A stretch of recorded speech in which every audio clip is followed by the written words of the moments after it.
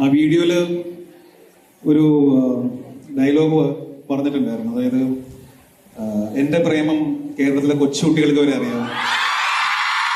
അപ്പോ പ്രേമം തിയേറ്ററിൽ കൊച്ചുകുട്ടികളായിരുന്ന് കണ്ട കുട്ടികളാണ് ഇപ്പൊ എന്റെ മുമ്പിൽ ഇവിടെ വന്നിരിക്കുന്നത്.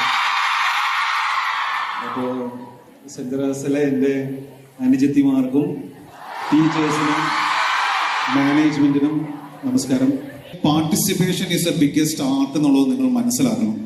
ഞാൻ അന്ന് പാർട്ടിസിപ്പേറ്റ് ചെയ്യാൻ ഞാൻ തീരുമാനിച്ചത് കൊണ്ടാണ് ഇവിടെ നിൽക്കുന്നത്. ഇത്രയും വീഡിയോസ് എനിക്ക് കാണാൻ പറ്റുന്നത്, ഈ ട്രിബ്യൂട്ട് എനിക്ക് കാണാൻ പറ്റുന്നത്, നിങ്ങളുടെ സ്നേഹം എനിക്ക് ലഭിക്കുന്നത്, എൻ്റെ പുതിയ സിനിമയെ ബെത്ലഹേം കുടുംബ യൂണിറ്റിന്റെ ഭാഗമായി വരാൻ പറ്റുന്നതെല്ലാം അന്ന് ഒരു ദിവസം ഞാൻ എടുത്ത ഡിസിഷനാണ് ടു പാർട്ടിസിപ്പേറ്റ്. അപ്പോൾ നിങ്ങളുടെ ലൈഫിൽ പല പല സിറ്റുവേഷൻസ് വരും, പല സെൽഫ് ഡൗട്ട്സ് വരും. നമുക്കൊരു ഫിയർ ഓഫ് ഫെയിലിയർ എപ്പോഴുണ്ടാവും. ഞാൻ പങ്കെടുത്താൽ ഇത് എന്നെ കളിയാക്കോ, എന്നെ എല്ലാവരും കൂടി ട്രോളോ, ഇങ്ങനെ പല സെൽഫ് ഡൗട്ട് വരുമ്പോഴും നിങ്ങൾ എടുക്കേണ്ട ഒറ്റ തീരുമാനമുള്ളൂ, പാർട്ടിസിപ്പേറ്റ്. അതുപോലെ തന്നെ ഇതൊരു വുമൻസ് കോളേജാണ്.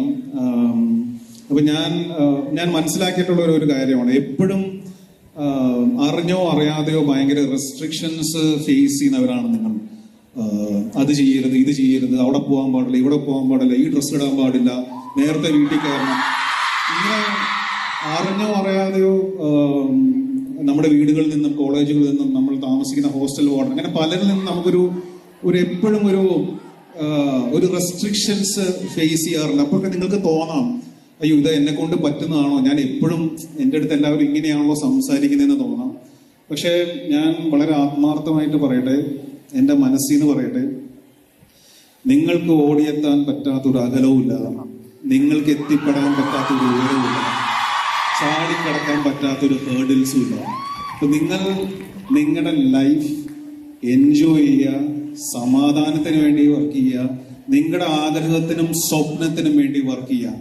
ആരും ഒന്നും നിങ്ങളെ ചെയ്യാൻ പോകുന്നില്ല. ധൈര്യത്തോടെ മുമ്പോട്ട് പോകുക.